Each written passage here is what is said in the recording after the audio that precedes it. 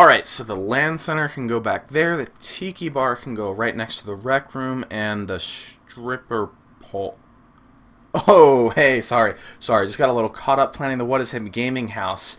We decided to build it right next to the Navi house and paint it an American flag. I know, you're thinking that's crazy. No, it's awesome.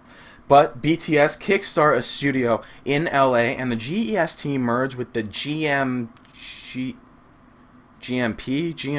something, starts with a G and ends with the leagues, and it's going to be great. Your first pick for Dota 2 news, I'm WhatIsHip, it's February 17th, and this is Around the Fountain.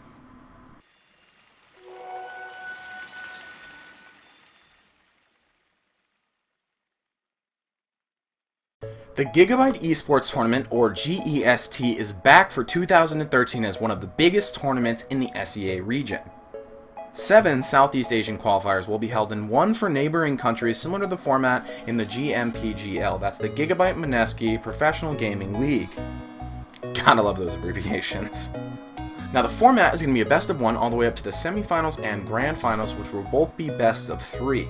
The tournament is also going to have a small cash prize for each of the qualifiers.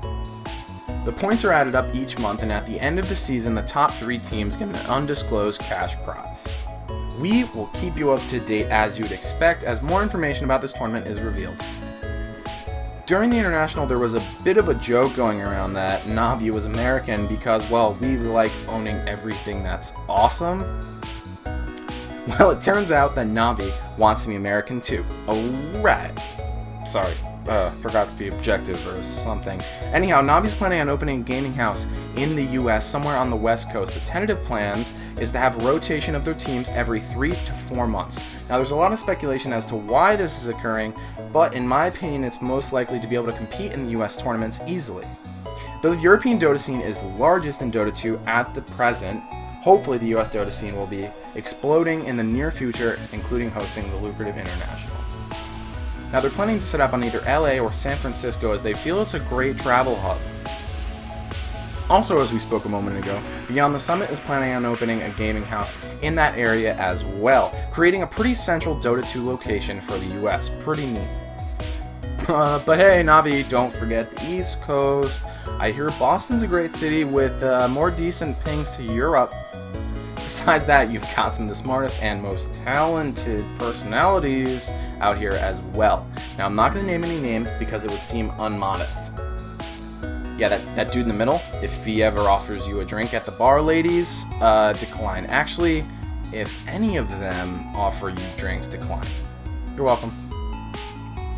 The Beyond the Summit team last week officially announced they're planning on opening a studio in LA. The aim of the studio is to cast full-time with proper equipment while taking advantage of the resources in the area in the form of Purge, Blitz, Lumi, EOS, and so on and so forth. They also have plans to host a couple tournaments. Now, the major issue was obviously funding, so they've launched a Kickstarter on Indiegogo. Amazingly, in just over a day, they raised $26,000 of their $25,000 goal, with still many days to go.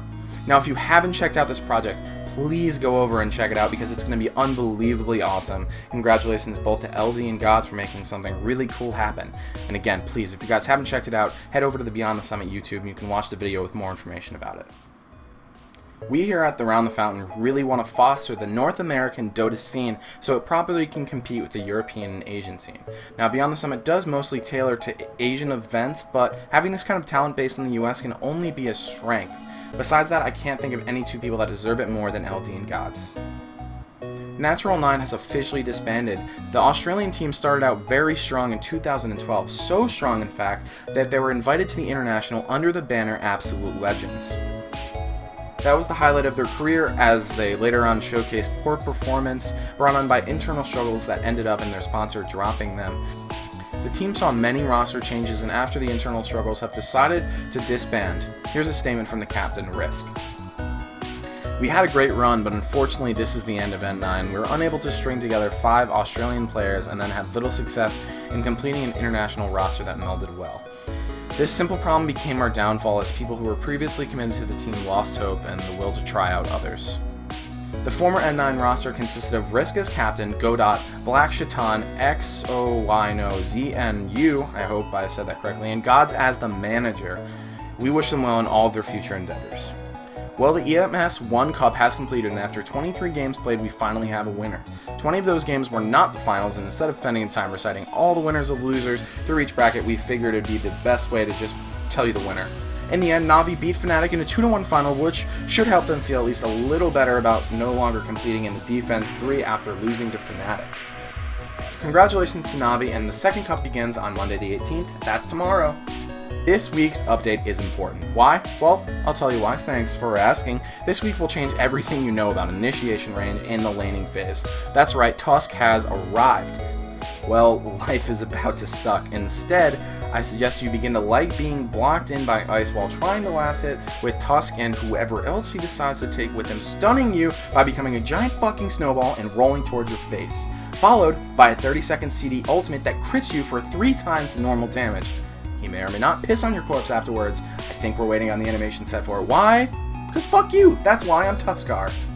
Also included this week is new cosmetic sets for Crystal Maiden, Lion, a fantastic new Anuxie set from Mirana, and Obsidian Devourer. There are 3 new texture remakes for Jungle Creeps, which makes me realize how shitty the old ones looked. The Star Ladder Season 5 ticket is now available with the Courier as well, and apparently the Courier gets more shiny when you watch more games. Apparently watching Dota 2 is now a part-time job.